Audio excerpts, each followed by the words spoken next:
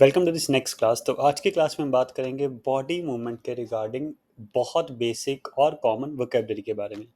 तो चलिए आज की क्लास को शुरू करते हैं। सबसे पहली बॉडी मूवमेंट जिसे हम क्रॉलिंग कहते हैं, जिसका मतलब होता है घुटनों के बल चलना। तो एग्जाम्पल, कायली जस्ट स्टार्टेड क्रॉलिंग। तो मतलब कायली ने भी जस्ट चलना शुरू किया है। तो यूजली हम रेंगने को भी क्रॉल कहते हैं। तो नेक्स्ट वर्ड है स्कॉट। बहुत ही कॉमन है, हम बहुत स्कूल में करते रहे हैं। तो इसको हम इंग्लिश में कहते हैं स्कॉट, जिसका मतलब होता है उठक बैठक करना। नेक्स्ट वर्ड है बेंड। तो बेंड बहुत कॉमन है, जिसका मतलब होता है झुकना। बट बेंड की तरह एक और बॉडी मूवमेंट है जिसको हम बो कहते हैं, जो कि एक रिस्पेक्टफुल वे है जेस्चर शो करने का कल्चर्स में। अगला है स्ट्रॉल। ये मेरी फेवरेट एक्टिविटी है। तो आई वुड से इसे हम वॉक नहीं कहेंगे, इसे हम स्ट्रॉल कहेंगे। स्ट्रॉल में आप यूजुअली एम्बियंस को, माहौल को, साइट को ज़्यादा महसूस और इन्जॉय करते हैं, तो हम इसे स्ट्रॉल कहते हैं। जैसे मैं हमेशा कहता हूँ, I love strolling in the park, I love strolling near the beach of water bodies. उसी तरह वॉकिंग, जॉगिंग एंड रनिंग, ये तीनों एक ही एक्शंस हैं, बट इन तीनों में सिर्फ पेस का फ़र्क है। वॉकिंग काफ़ी स्ट्रॉलिंग से सिमिलर है, जॉगिंग थोड़ी सी फास्ट है, रनिंग उससे फास्ट है। और इन तीनों में कॉमन क्या है? स्टेप्स। तो स्टेप्स को हम हिंदी में कदम कहते हैं, यानी जो आप कदम ले रहे हो उसे हम स्टेप्स कहते हैं। Example, this fitness app help me count the number of steps I have completed in a day. तो चलिए नेक्स्ट देखते हैं जंप। तो जंप को इंग्लिश में हम कूदना कहते हैं। उसी तरह छलांग लगाने को हम इंग्लिश में लीप कहते हैं। तो इसमें बहुत कॉमन कन्फ्यूजन है। मैंने यूजुअली आइल्स में स्पीकिंग में देखा, जब बच्चे गलती कर रहे हैं वो छलांग को भी जंप कह रहे हैं, जो कि गलत है। तो इस चीज़ का हमेशा ध्यान रखें। अगला वर्ड है लहराना, जिसका मतलब होता है वेव। तो एक और चीज़ समझ लीजिए, इससे जब आप फ्लैग, झंडे को लहराते हैं तो हम उसे भी वेव कहते हैं। तो वेव सिर्फ ह्यूमन बॉडी में नहीं, किसी भी चीज़ को अगर हम लहरा रहे हैं, चाहे वो कपड़ा है, दुपट्टा है, तो हम उसे वेव कहेंगे। अगला है पंजों के बल चलना, उसे हम टिप टो कहते हैं। हम यूजुअली, ये एक सिमिलर एक्सचर जेस्चर है डांसिंग में, बट इन जनरल पंजों के बल चलने को हम टिप टो कहेंगे। अगला है कैच, मीन्स पकड़ना। कैच से एक और चीज़ समझ लीजिए इसी क्लास में ही, कि जब आप बस पकड़ते हैं तो यूजुअली आप उसे हाथ में नहीं पकड़ सकते हैं, बट बस पकड़ने को भी इंग्लिश में हम कैच कहते हैं। तो लाइन क्या बनेगी?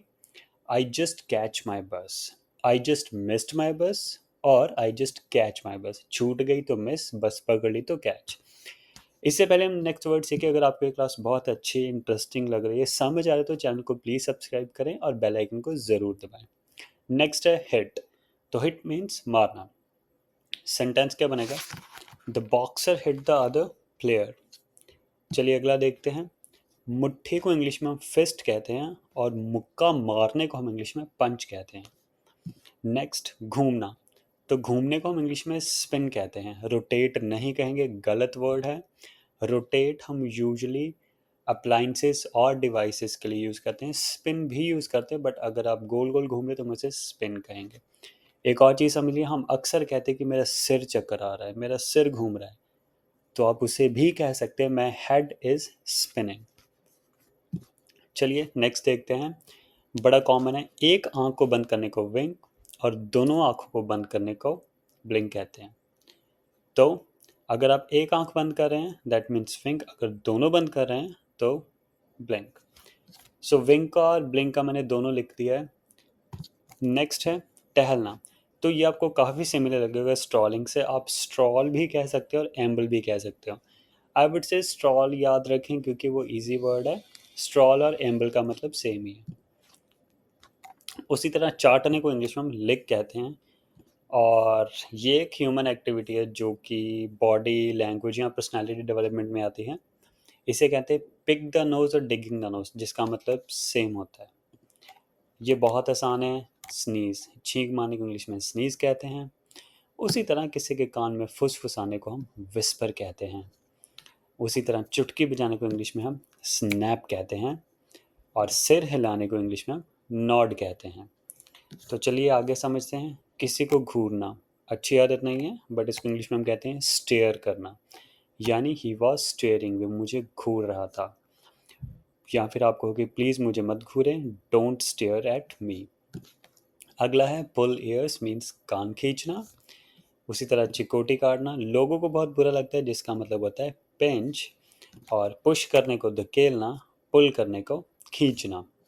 उसी तरह गुदगुदी को इंग्लिश में टिकल कहते हैं।